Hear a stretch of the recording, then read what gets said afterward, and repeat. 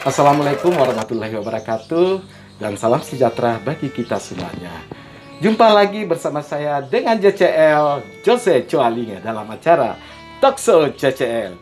Namun sebelum acara dimulai, alangkah baiknya saya selalu menuruti pesan ibu, yaitu memakai masker seperti ini. Saya copot dulu ya, cuci tangan dan jaga jarak. Apa kabar kakak? Baik. Nggak usah panggil kakak deh, Yayang aja. Nama saya Yayang kok. Oh begitu. Nah, nama saya Yayang. Dan itu sebutan Mbak, Bi, Bu itu sebetulnya kan untuk santun ya. Padahal santun itu bukan diucapkan, bukan dikredit, tapi disikap.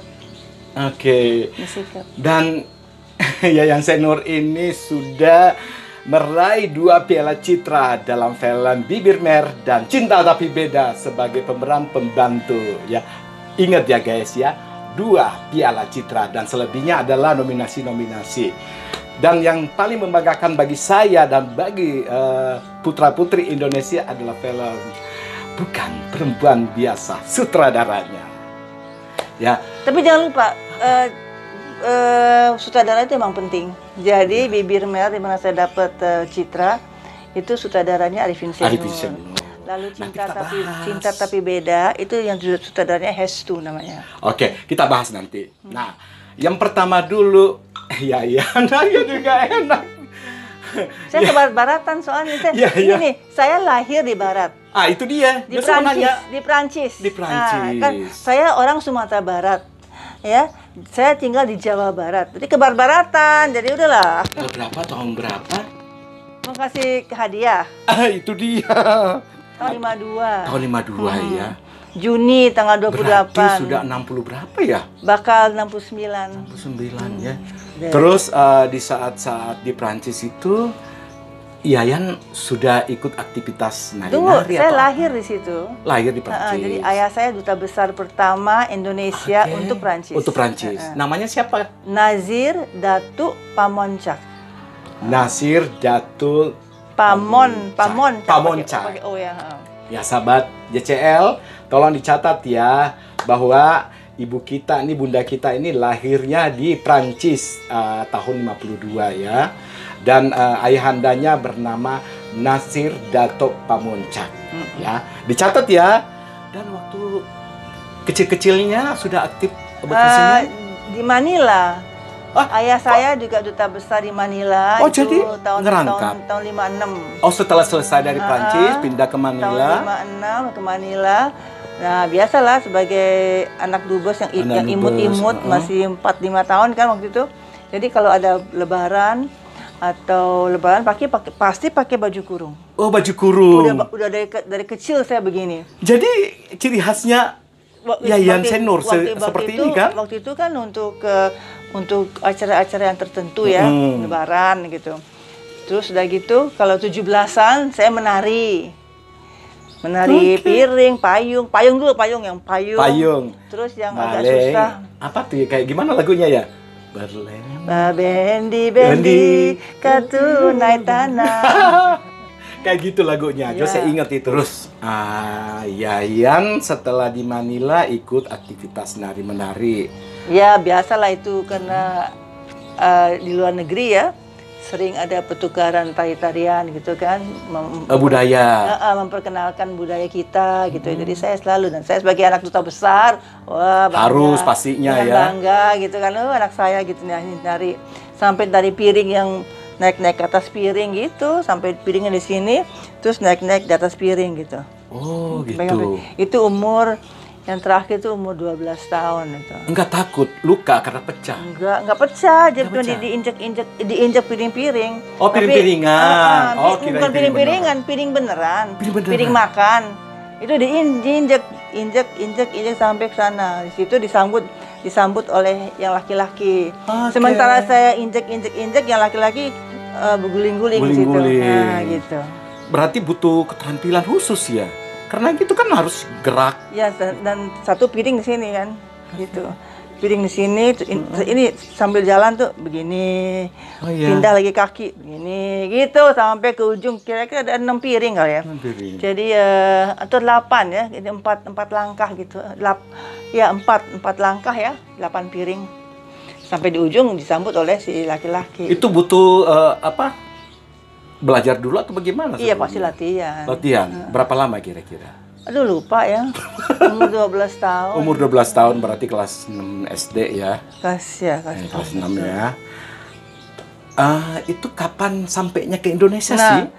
Tahun itu, tahun 65 selesai. Oh, 65. Ayah selesai tugas, jadi pulang kami ke Indonesia gitu. Oh, pulang ke Indonesia tahun 65 ini ya, pecah tuh. Pas di sini, pas G30S G30S. kan. Pas begitu, jadi ayah saya meninggal. Kami lagi jalan-jalan ke Bern, jadi mau pulang ke Indonesia, mau selesai tugas, jalan-jalan dulu ke Eropa. Di Bern, Switzerland, dia meninggal dia. Oh, meninggalnya di luar? Serangan jantung.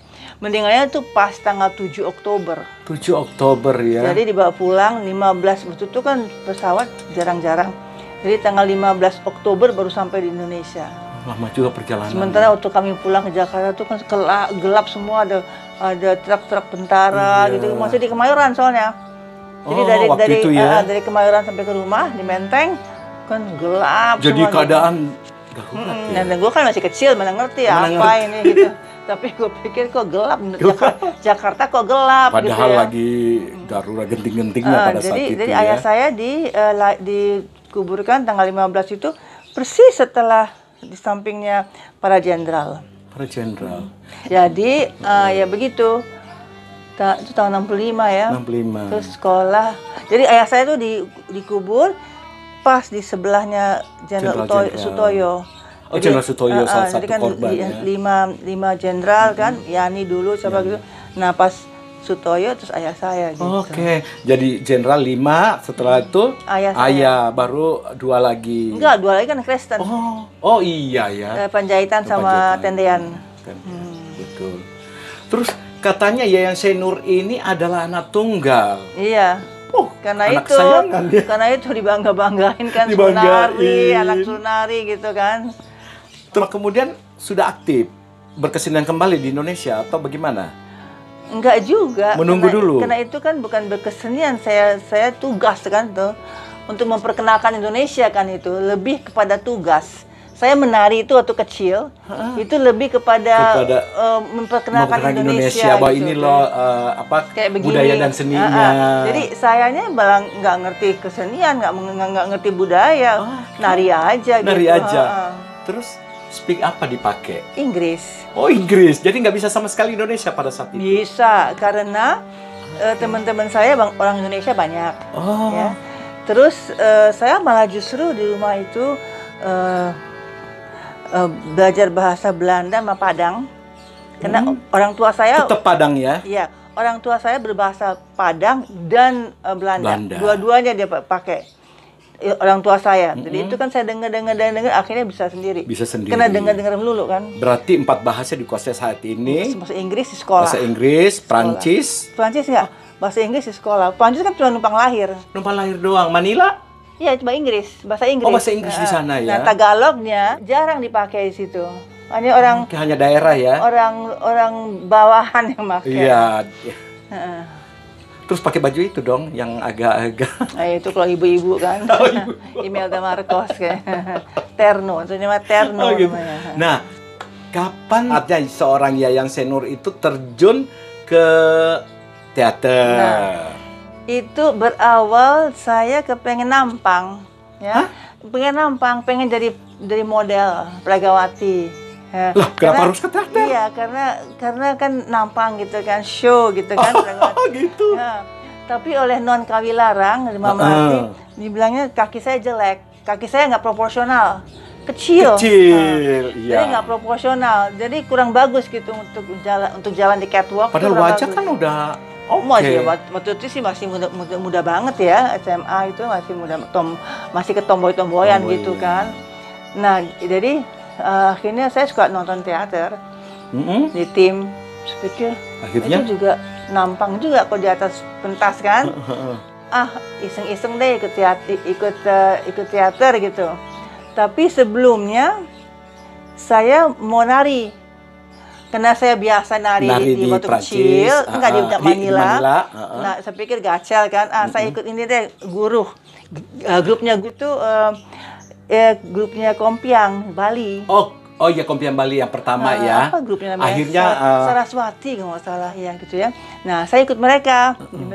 Si Sukma main gamelan, si guru kadang-kadang baris gitu. Yang lain-lain juga. Ternyata susah banget menari Bali itu.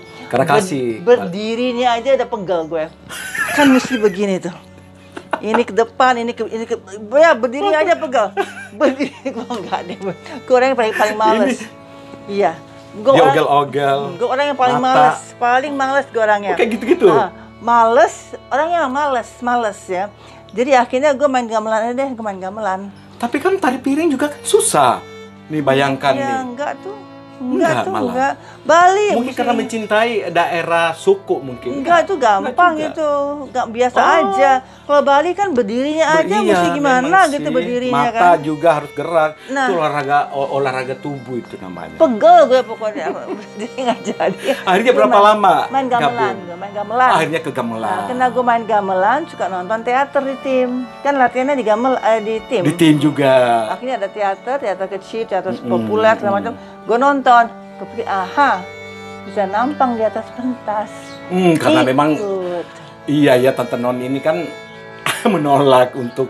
Karena kaki nggak proporsional. Waktu itu kan zamannya mini.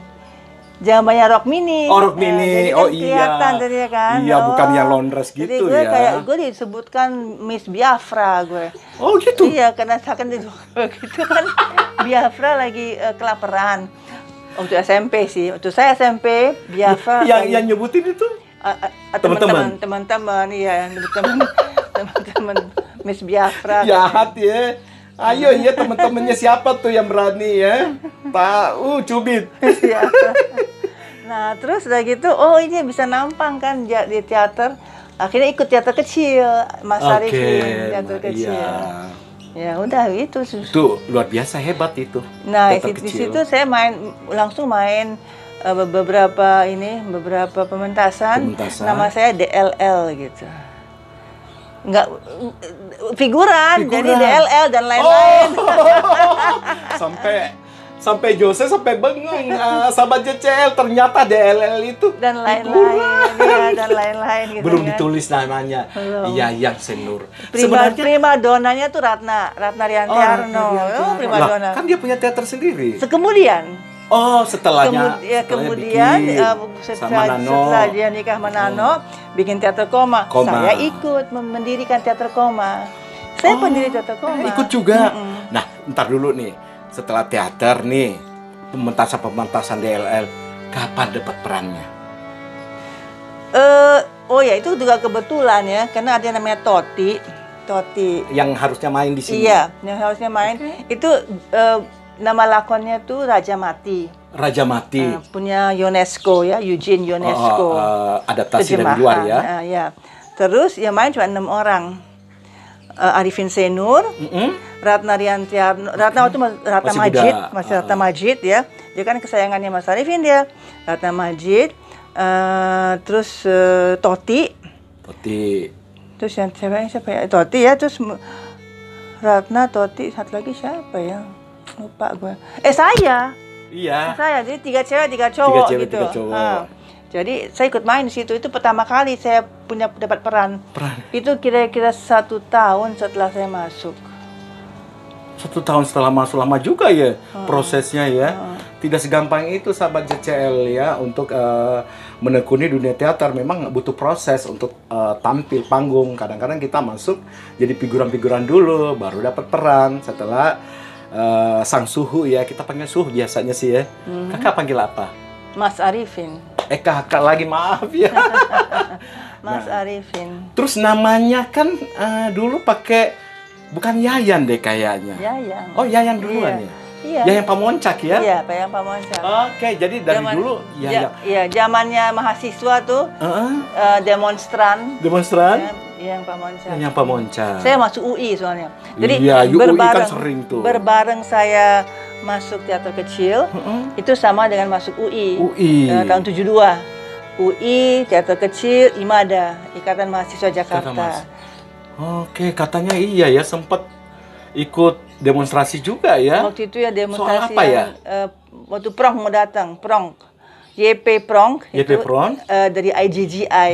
Mau kasih pinjaman sama Indonesia. Ditolak tuh. Nah, terus kami mahasiswa mau kasih tahu sama dia hati-hati, jangan kalau mau kasih pinjaman ke Indonesia, mesti dimonitor benar gitu. Maksudnya Indonesianya menolak atau bagaimana? Enggak, terima, terima. Ya, tapi kita hati-hati sama negara ini. Sama kita. Sama kita.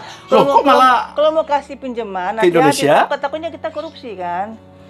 Takutnya kita korupsi. Hebat banget ya. Dan akhirnya terjadi kan di sekarang ini. Sekarang, oh ya terus-terusan. Terus-terusan. Itu soal korupsi ya. Saya pikir orang-orang yang korup itu orang bodoh. Saya pikir juga begitu. Karena udah tahu nanti bakal ketahuan. Terus saya pikir nggak apa-apa deh, paling 2 penjara berapa tahun. Kan bodoh namanya, bahkan dapat remisi. Nama udah jelek. Nama jelek kan juga, itu. Malu. Itu kebodohannya. Hujatan di mana-mana. Itu kebodohan. Hanya tapi kan kaya. Ya ngapain lo kaya tapi lo nama lo jelek. Iya sih, tapi tidak semua itu berpikiran ke sana. Ya mesti. Tidak ada yang berpikiran dampaknya untuk lingkungan dan juga pertanggungjawaban di atas, di akhirat. Ya, seperti siapa bilang? Oh, Gus Dur bilang, orang Indonesia sih nggak ada takut-takutnya, sama Tuhan aja yang nggak takut. Iya ya, bener juga sih apa kata Pak Gus Dur. Betul, saya setuju. Terus teater nih udah muncul tuh tampil. Kapan ke filmnya? Tunggu dulu, jadi kan dari anak buahnya Arifin Senior kan? Jadi anak buahnya nih. Terus, dia mau bikin film gitu kan? Dia mau bikin film, dia mau ke Surabaya bikin film Suci Sang Primadona. Padahal gue ini anak bawang banget, nggak dianggap sama sekali. Betul. Bener, anak bawang. Ratna tuh yang primadonanya. Soalnya kenapa? Artikulasi saya jelek. Artikulasinya nggak jelas. Waktu saya SD malah gagap. Sampai begitu nggak? Karena kan sering di luar, berbeda dong. Nggak ada hubungannya. Itu gagap itu kan ada psikologis kan. Orang yang gagap itu psikologis, entah apa psikologisnya. Saya waktu kecil tuh gagap. Betul. Apa gitu loh ngomongnya. Bukan karena persoalan bahasa apa gitu pergantian. Nggak ada. Gagap aja. Oh itu ceritanya. Mungkin ada satu ketidakpedean, nggak tahu kenapa tapi ya. Nah jadi sampai di sini mau masuk teater ya gagap, nggak bagus gitu. Tapi akhirnya dengan latihan di teater. Akhirnya bisa. Oh bisa mengimbangi ya. Bisa mempelajarinya. Jadi itu mulut mesti dibuka. Nggak bisa begitu. Mesti dibuka. Nggak bisa dibuka. Nggak bisa. Jadi akhirnya hilang gagapnya sama sekali. Artikulasinya teratasi, terobati. Nah, jadi dengar-dengar Mas Arifin mau bikin film di Surabaya ya, Suci Sang Primadona tentang Sri Mulat. Wah, gue kan suka nampang, pengen nampang kan. Jadi ikut gitu ya. Mas Arifin Mas Arifin saya ikut dong gitu. Padahal dia udah bikin skenario. Udah jadi. Saya bilang saya dong. Oh ya mau ikut, mau Mas. Oke ikut deh gitu ya. Ikut ke Surabaya nih, syuting nih. Sangkanya nih udah jadi peran utama, padahal Jose Erna. Iya, gue masih figuran ya. Malah, Rano Karno ikut main ya. Rano Karno. Bikin dong adegan saya sama Rano Karno dong. Iya, oke deh dibikin lagi. Dibikin tambahan. Bener, tapi beneran. Kalau Mas Arifin dibikin tambahan biar gue ketemu Rano dua scene. Dua scene, iya. Wah, seneng banget. Itu Rano masih umur 17 tahun apa? Iya kata Cicek. Gue ngefans banget sama Rano kan waktu itu. Nah, terus udah film, udah sampai di situ diperli-perli, di rayu-rayu Mas Arifin darinya ke Cantol sama Mas Arifin. Oh, dari film inilah sampai ke Cantol jadi nyonya. Padahal dia punya istri sama anak dua. Gitu. Akhirnya dia cerai, baru kawin sama saya gitu. Oke, setelah perceraian baru kawin ya. Masih ingat tanggal pernikahannya? Iya dong, 14 Februari 78. Sudah berapa putra, putri? 2. Putra putri, satu cewek. Si namanya Nita Nazira. Nita Nazira. Itu juga aneh tuh. Selama dia SD, teman-temannya manggil dia Nita. Kita kan Nita Nazira. SD dipanggil Nita. Begitu SMP dia Nita itu kayaknya pasaran deh. Ya, betul. Nazira deh gitu, Nazira. Jadi SMP SMA itu Nazira, teman-teman sekolah manggil Nazira. Karena dia pindah ke 82 ya, Nazira. Tadinya di Al Azhar Kemang tadinya. SD Al Azhar Kemang. Terus udah gaul, sekarang namanya Bubu. Bubu? Teman-temannya manggil Bubu. Kenapa? Karena sering bobo? Gak ngerti deh gue. Semua dikenalnya Bubu dia. Terus yang cowok? Nah yang cowok Marah Laut. Marah Laut. Ini yang spesial luar biasa. Kan itu nama Padang kan, Marah Laut. Iya, Minang banget tuh. Punya kisah. Marah Rusli gitu. Nah, ini Marah Laut ya, terus benar sekali. Ada kisahnya barangkali? Enggak, kena omnya ayah saya namanya Marah Laut. Omnya ayah saya namanya Marah Laut. Kenapa diberikan ke anak? Karena nanti gelarnya dia itu akan jatuh ke Cimarah. Jadi sekalian aja Marah Laut. Marah Laut Sultan Mahkudum Sati. Itu dia gelarnya. Sultan Mahkudum Sati. Nah, kembali lagi ke film nih. Nah, setelah pernikahan, terus tuh kan Yayan Senur itu kan eksis terus di film-film, beberapa film dari Arifin Nur, bahkan di film-film lain. Justru saya tuh nggak dapat peran karena nggak cocok. Nggak pernah saya boro-boro peran utama. Peran pembantu aja baru itu Bibir Mer. Karena emang nggak cocok. Kami tahu-tahu dia kalau ngetik sesuatu, ngarang sesuatu, udah ngarang. Nanti baru kemudian siapa ya yang cocok gitu. Tapi diskusi. Iya, ada lah. Setiap lembar tidak ngambek-ngambekan gitu. Saya ada gini. Enggak. Saya tahu diri juga. Saya juga ngerti juga bahwa nggak cocok gue sama yang ini, peran ini nggak cocok gue gitu ya. Karena apa ya? Saya suka bilang begini. Saya tuh kan tinggi. Jadi untuk sebagai orang kampung nggak cocok. Tapi sebagai orang gedongan, tampang saya orang kampung. Jadi polemik. Gak cocok sama sekali. Ya udah, saya mengerti itu, saya tahu diri gitu. Tahu saya ngerti gitu. Nah, Bibir Mer dia kepengennya Titiek Puspa yang main. Karena memang perannya itu adalah mbak-mbak gitu. Mbak-mbak yang pemilik salon, juga itu dia simpenan seseorang gitu ya. Jadi Titiek Puspa dia mau. Titiek Puspa nggak mau. Nggak mau peran itu. Nggak mau, dia nggak mau main. Terus udah gitu Widya, ke Mbak Titi nggak mau. Widyawati. Iya, Widyawati. Tapi Widyawati lagi kerja di Senjaya waktu itu. Lagi punya kerjaan lain yang kayaknya bikin furniture atau apa gitu, PT Senjaya. Dia bekerja, nggak bisa ditinggalkan sama dia.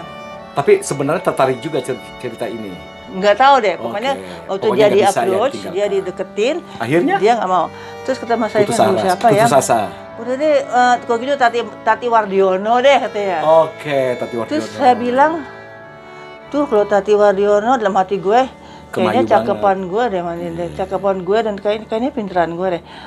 Kalau Tati Wardiono, ya yang aja Mas, saya bilang gitu. Oh ya yang mau, gue bilang, oke deh, gitu aja. Yayan Senur belajar bahasa Jawa atau bahasanya nggak perlu, tapi logatnya ya, dialeknya itu saya menempatkan diri saya sebagai Sito Resmi Rendra, Mbak Sito. Jadi semua itu saya pura-pura tuh saya dia, ya. Jadi jalannya, ngomongnya, duduknya, segala macam tuh Sito. Gitu. Dialognya masih inget nggak yang paling mencuri perhatian FFV? Oh, udah lupa. Tapi yang jelas. Nah, terus setiap kali mau pergi syuting, saya kan dari dulu kan nyetir mobil. Oh, saya pakai masih bujin tuh, bujin sama kaos, terus sama kaos. Jadi tapi berangkat ke tempat syuting, kaset yang dipasang itu Hetikus Endang. Hetikus Endang, lagu-lagu keroncong. Itu yang membuat saya masuk ya, jadi kemayu. Ya gitu. Itu setiap hari waktu mau berangkat begitu. Dengerin. Sepanjang jalan itu kaset-kaset Tikus Sendang Keroncong Tikus Sendang doang. akhirnya masuk Iya, merasuk tuh ya. Situ nih, terus akhirnya dapat nominasi, dapat Citra. Gitu. Aduh, salut bener ini film nih. Terus setelah itu film menurut pandangan dari seorang Yayan Senur, karya dari seorang maestro film kita, Arifin Senur, film G30S menurut seorang Yayan Senur bagaimana? Ya, waktu itu memang zamannya se-Indonesia tuh kita semua taunya bahwa PKI itu jelek. PKI itu malah dibilangnya PKI nggak beragama, padahal nggak benar tuh. Ternyata nggak benar, setelah saya tahu nggak benar tuh. Banyak PKI yang santu apa, yang khusyuk, kalau yang khusyuk beragama gitu ya. Jadi nggak benar itu. Yang Islam, yang Kristen gitu. Buktinya PKI yang di komunis yang di Rusia itu kan ortodoksnya Katolik, dia juga ini religius gitu ya. Jadi kita semua udah tahu bahwa PKI itu nggak benar. Jadi setelah Pak Dipo dari PFN bilang mau bikin film G30S PKI dan minta Mas Arifin yang bikin, Mas Arifin juga setuju. Karena zamannya dia juga PKI itu sangat, terutama Lekra ya. Lekra itu sangat merugikan bagi seniman. Ketika merugikan itu. Ya. Sehingga ada yang disebut terus kalau lupa sekarang. Manifest kebudayaan. Ada yang namanya manifest kebudayaan, itu di situ benar-benar bertentangan dengan pendapat-pendapatnya Lekra gitu. Lekra itu PKI. Lembaga Lekra. Kalau ini kan manifest kebudayaan, Manikebu, itu sastrawan seperti Gunawan Muhammad, Salim Said, ya, pokoknya yang gitu-gitulah ya. Ayub Rosidi semua. Nah, sebegitunya PKI itu merugikan seniman ya. Waktu itu. Saya rasa bukan hanya saja kepada seniman-seniman, tapi tokoh-tokoh jenderal-jenderal juga kan termasuk di dalamnya. Nanti kemudian begitu ya. Nah, jadi Mas Arifin setuju bikin itu. Oke. Nah, gitu.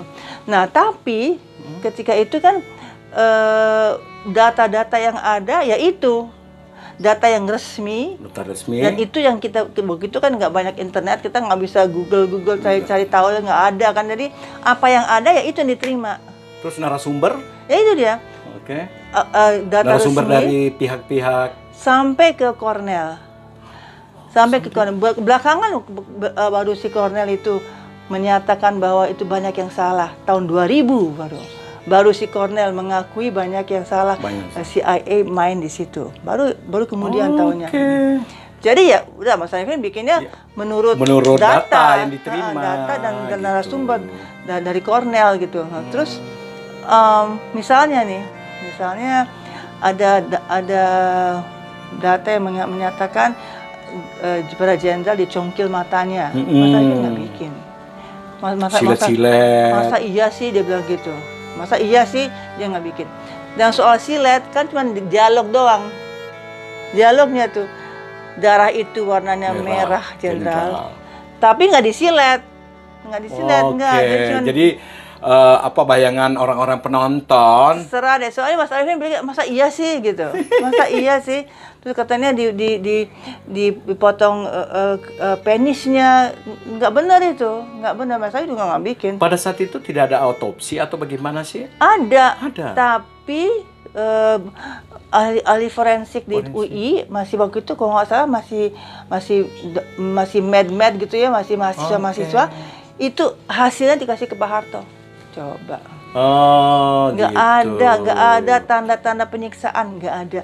Itu baru ketahuan tahun 2000. Tahun 2001 atau 2002 itu baru ketahuan si yang ahli forensik waktu itu bilang iya kami kasih hasilnya itu ke Pak Harto langsung dan tidak ada penyiksaan sama sekali. Kalaupun tubuh itu rusak ya karena sudah berhari-hari di situ. Tapi kalau penculikan, iya memang Ya, ada. ya. Itu sesuai dengan Nah, yang ada kalau di film penculikan itu kan kami mewawancarai Carain, ibu-ibu narasumbernya, yang yang mengalaminya kan. kejadian. Jadi pas ya cerita itu ya. Apa yang kejadian? Oke. Sampai Pak Yani diseret gitu.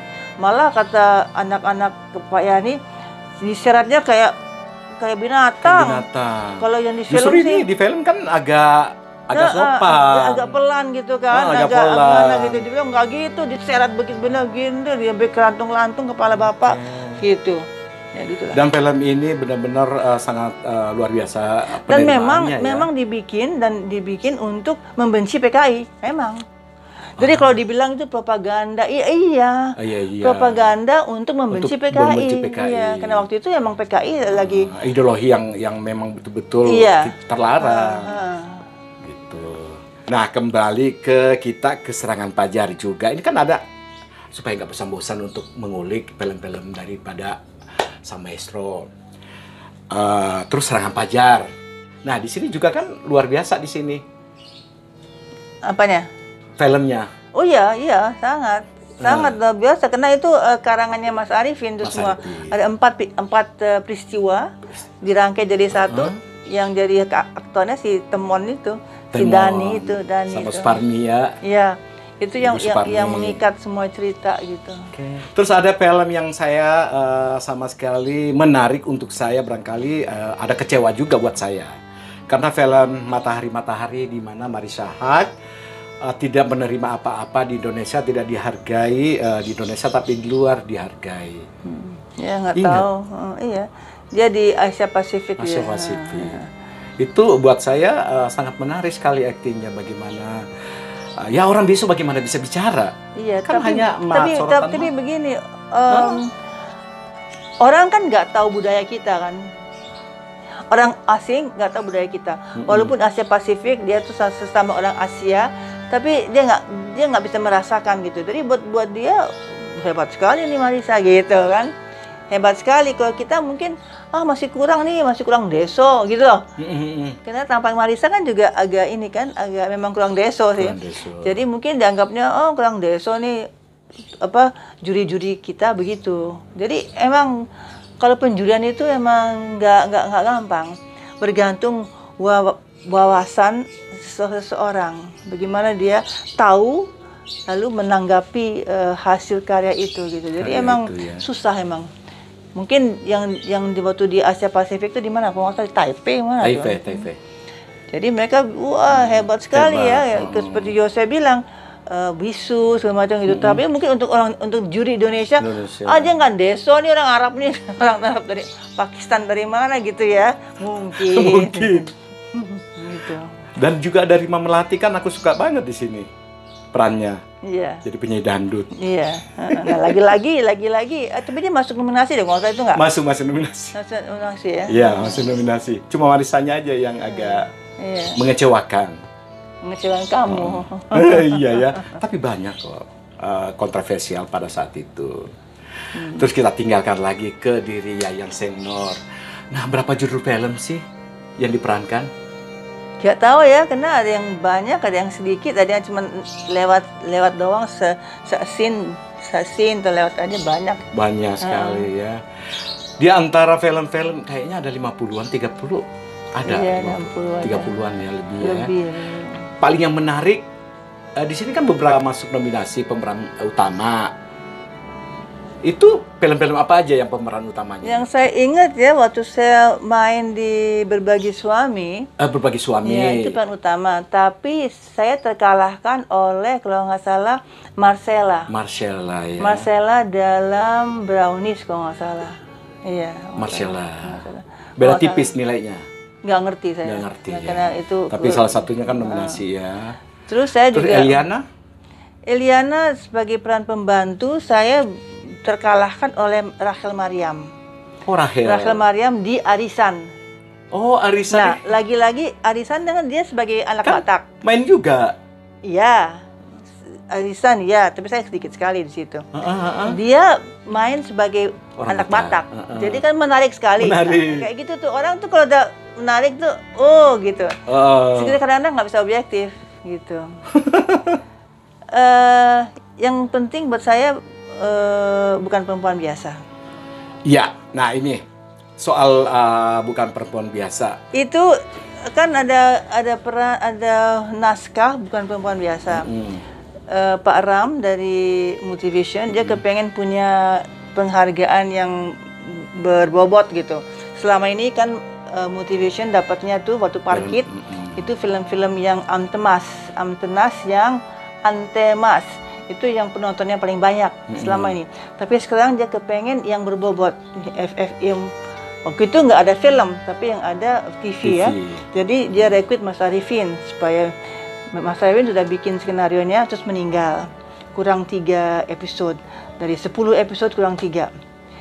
Nah, si Pak Ram ini dia mengajak banyak sutradara mulai dari Putu Wijaya, Slamet Raharjo, Teguh Karya, Gading Nugroho, siapa lagi ya? Si Enison Sinaro, terus terakhir Hadi Purnomo juga. Pokoknya ada 7 sutradara yang dia menggarap 10 episode ini. Yang dia approach, yang didekati. Yang didekati pada saat itu. Dan setiap kali saya dengar, saya telepon dia. Waktu Put, itu Pak Ram ajak kamu yang bikin ya. Iya, jangan deh, tolong ditolak gitu. Oh, oke lah ya gitu. Saya mau bikin, oke lah. Mehmet juga. Mehmet gini-gini. Oke, Garin juga. Semua itu saya teleponin terus tolak. Dan mereka tahu bahwa saya tahu. Mereka lebih tahu nih mereka mengerti, mereka tahu bahwa saya bisa gitu ya. Karena saya selama ini dari pencatat skrip di film-film Mas Arifin selalu mendampinginya dari mulai harmonikaku, Serangan Fajar, selamanya terus saya mendampingi dia, Serangan Fajar saya mendampingi dia. Jadi mereka ngerti, tahu bahwa saya pasti akan tahu gitu. Walaupun saya belum pernah dari Astrada pun belum pernah bikin film, belum pernah. Oke, katanya. Akhirnya si Pak Ram ini pusing kan. Kok semua orang nolak ya. Terus si Ahmad Yusuf yang kesayangannya dia waktu itu. Abad 12. Iya, kesayangannya Pak Ram waktu itu. Udah Pak Ram, yayang aja deh Pak Ram. Oh, nanti akhirnya. kalau ada apa-apa saya tanggung jawab. Bener nih, saya tanggung jawab Pak Ram. Karena Yusuf juga tahu, karena sama-sama di Jakarta 66. Oh iya, Jakarta 66. Iya, kami berdampingan tuh Jakarta 6. Jadi Yusuf juga tahu bahwa saya pasti bisa gitu loh. Jadi udah Pak Ram, saya yang kalau apa-apa saya tanggung jawab. Akhirnya gue bikin dan dapat ya menang dia best series, TV series. Dan bukan hanya itu saja. Yang menariknya itu adalah pemainnya yang luar biasa, yang hebat. Itu karena semua tahu saya. El Manik di filmnya Mas Arifin yang Biarkan Bulan Itu. Dia tahu bahwa gue tahu gitu. Dia tahu dia percaya sama saya. Wawan Wanisar di Bawah Cahaya Matahari, Charlie Sahetapi memang sahabat di teater kecil, Remi Silado dia juga tahu saya. Pokoknya semua orang yang tahu saya. Terus pemeran utama wanitanya juga? Christine juga karena itu dia yang sama sekali tidak pernah akan main film sinetron, tapi di film ini dia mau. Itu waktu Mas Arifin bikin, dia terlontar aduh ini Christine yang mesti main gitu. Ini Christine yang mesti main gitu. Tapi kan kita sama-sama tahu Christine nggak mau main TV kan. Ya sudah. Tapi sekarang gue yang deketin dia. Chris, Mas Arifin bilang ini mesti lo yang bikin yang main. Saya kejar dia sampai ke Sukabumi. Dia lagi syuting di Sukabumi, saya kejar dia ke Sukabumi. Ya ampun. Akhirnya yang gitu. Dia juga tahu bahwa saya juga bisa gitu. Dia percaya saya bisa gitu. Ya udah. Terus yang jadi anaknya juga kan ada Desi. Nah, Desi itu pilihannya Multivision ya. Titipan. Nah, saya nggak gitu kenal sama dia, tapi ya udahlah kena ini saya oke aja gitu. Yang lucunya Titi DJ. Oh, Titi DJ? Yang gue ikut dong yang bilang gitu. Akhirnya udah nggak ada, gue bilang udah nggak ada peran, udah mau habis, udah tinggal berapa episode lagi dia baru mau bilang, aduh mau ikut dong, udah nggak ada peran, aduh nggak tahu deh, pokoknya gue ikut. Akhirnya saya ikutkan dia sebagai suster yang dorong si Charlie Sahetapi. Oh, Charlie Sahetapi. Tapi saya bikin dia lumpuh gara-gara supaya si Titi bisa masuk gitu. Oh, akhirnya. Iya. Padahal adegan itu sebenarnya tidak lumpuh karena titinya aja. Mbak Titi, gara-gara diri Umi minta scene, akhirnya Charlie Sahetapi almarhum dibikin lumpuh tuh. Titi DJ. Oke Kak. Yayan, sorry lagi, aduh. Ini kan masuki tahun 2021. Apa kesan yang akan disampaikan kepada sahabat CCL? Ya, kita kan pernah ngalamin 2020 nih. Dan dengan pengalaman 2020 ini banyak suka duka. Dukanya itu adalah kita kehilangan ini, kehilangan itu, kehilangan kebebasan, kehilangan pekerjaan. Banyak kita tapi ada hikmahnya. Kita jadi sadar bahwa ternyata kita kurang bersyukur selama ini. Udara kita anggap biasa aja, tapi coba. Sekarang karena kita di rumah aja, oh iya ya ternyata ini udara ini penting sekali. Nah itu baru sadar, dan baru sadar bahwa oh ya teman-teman tuh penting, saudara-saudara. Saya menyadari anak-anak saya, ya Allah, cucu-cucu saya, alhamdulillah mereka ada mereka gitu. Akhirnya sadar ya, karena selalu berada di rumah. Iya, ada gitu. Dan saya makan vitamin, makan jamu-jamu. Orang Padang nggak pernah makan jamu. Sekarang saya makan kunyit, serai, sehat saya. Betul. Asma saya hilang. Luar biasa tuh sahabat CCL, dengerin. Nah, jadi dan kita menjadi sadar kita bisa sewaktu-waktu mati. Please deh, jangan sembarangan hidup. Jangan sembarangan hidup. Maksudnya kelakuannya nggak boleh sembarangan, sekarang nggak boleh sembarangan. Mesti bersyukur dan menyadari ini hidup kita ini. Jangan main-main itu. Dan ini terakhir, doa seorang Yayan Senur untuk disampaikan kepada. Saya ingin kita nih ingin Indonesia kembali ke Indonesia. Indonesia ini kayak gini pakai pakaian ini. Jadi supaya kita orang Indonesia kembali menjadi orang Indonesia gitu. Jangan terlalu ke barat-baratan, jangan juga terlalu Arab-Araban, itu gawat sekali itu salah sama sekali itu. Itulah saya bilang, sadarilah diri, bersyukurlah, dan ya itulah. Oke. Baik, kita sudahi dulu perjumpaan saya dengan bunda kita nih yang tercantik, yang tersayang ya, Yayan Senur. Saya Jose Coalinge. Dah. Wassalamualaikum warahmatullahi wabarakatuh. Waalaikumsalam. Salam sejahtera bagi kita semuanya.